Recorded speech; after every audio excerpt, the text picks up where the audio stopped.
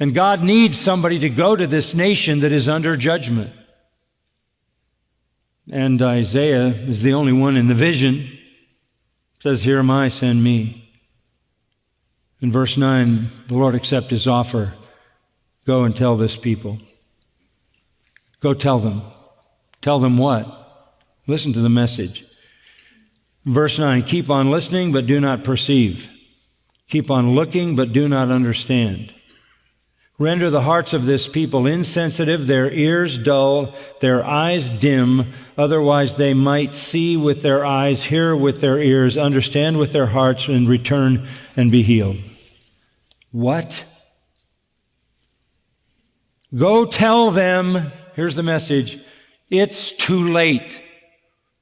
You wouldn't listen, you wouldn't see, you wouldn't believe, and now you can't. Do you see that? Tell them it's too late. Tell them you can keep listening, keep looking, but you will not perceive and you will not understand. Your hearts are insensitive, your ears are dull, your eyes are dim, so that you cannot see, you cannot hear, you cannot understand, you cannot return, and you cannot be healed. Tell them it is too late. Judgment is already in motion.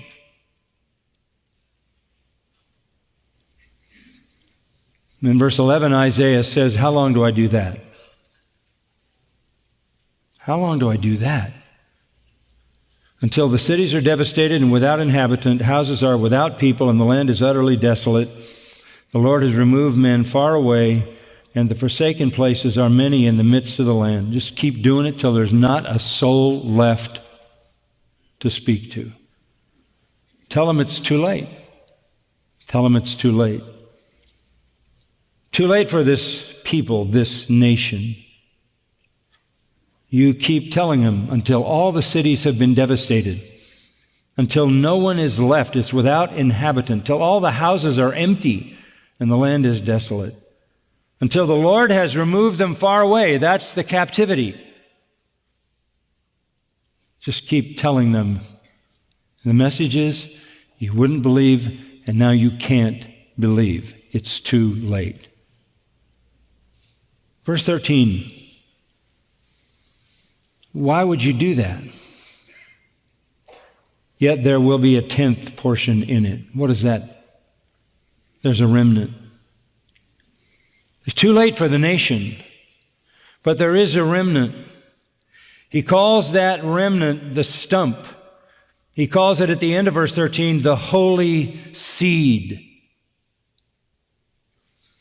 In the 8th century, Israel could no longer, as a nation, believe.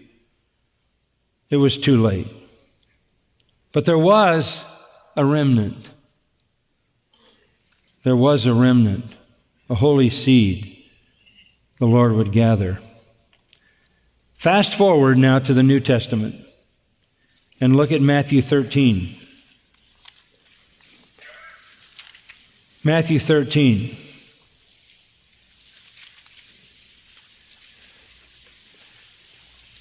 And we'll look at verse 10. And by the way, both Mark and Luke make reference to this, not as extensively as Matthew does, but follow this. And the disciples came to him and said, why do you speak to them in parables? Isaiah had spoken in a parable, and the parable was a judgment parable. Why do you speak to them in parables? Listen to this. Jesus answered them, to you it has been granted to know the mysteries of the kingdom of heaven. To them it has not been granted. Did you get that?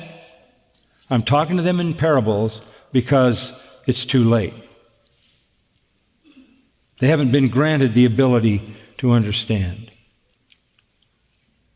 Verse 12, whoever has, to him more shall be given, and he will have an abundance, but whoever does not have, even what he has shall be taken away from him. From now on, what they think they know about spiritual truth is going to be subtracted. Therefore, I speak to them in parables, because while seeing they do not see, while hearing they do not hear, nor do they understand. In their case, the prophecy of Isaiah is being fulfilled. And he quotes right out of Isaiah 6, "You will keep on hearing, but will never understand. You will keep on seeing, but will not perceive. For the heart of this people has become dull. With their ears they scarcely hear, and they have closed their eyes. Otherwise they would see with their eyes and hear with their ears and understand with their heart and return, and I would heal them."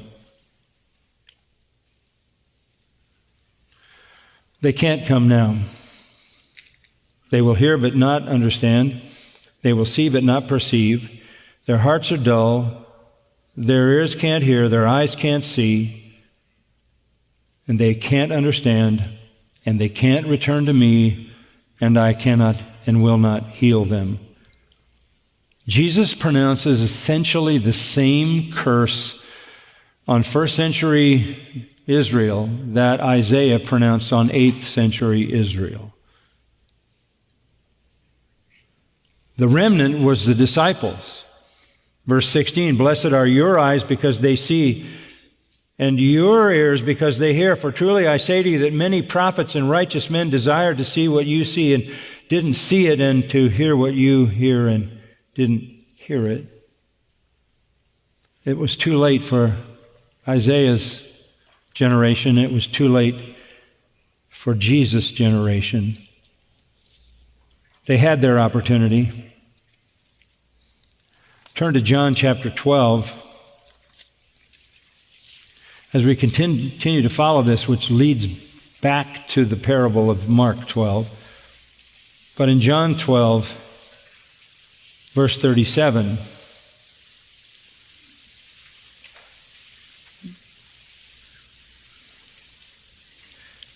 though Jesus had performed so many signs before them, they were not believing in him. They had their opportunity. 3 years of it.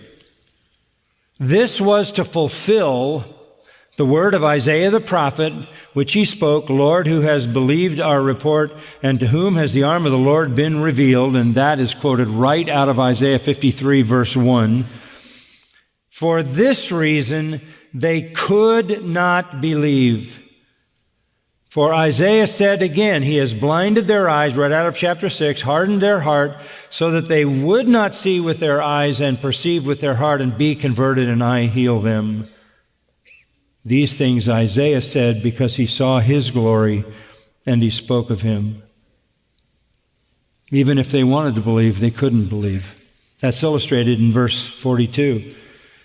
Many even of the rulers believed in him, but because of the Pharisees, they were not confessing him for fear they would be put out of the synagogue, for they loved the approval of men rather than the approval of God.